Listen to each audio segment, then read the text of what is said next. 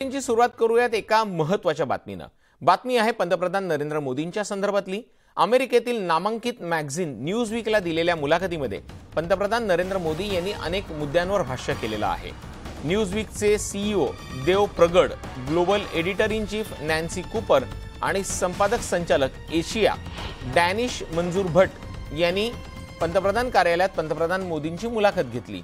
या मुलाखतीत पंतप्रधान मोदींनी चीन आणि पाकिस्तानसह अनेक मुद्द्यांवर आपली भूमिका मांडली। या दरम्यान न्यूजवीक टीमने चीन आणि पाकिस्तानसह अनेक मुद्द्यांवर पंतप्रधानांना प्रश्न विचारले। अयोध्येत राम मंदिरावरही पंतप्रधानांनी देशाची बाजू मांडली। भारत आणि चीनमधील स्थिर आणि शांततापूर्ण संबंध हे संपूर्ण क्षेत्र आणि जगासाठी महत्त्वाचे असल्याचं पंतप्रधानांनी म्हटलेलं आहे। चीनसोबतचे संबंध भारतासाठी महत्त्वाचे राहतील असंही पंतप्रधान म्हणाले।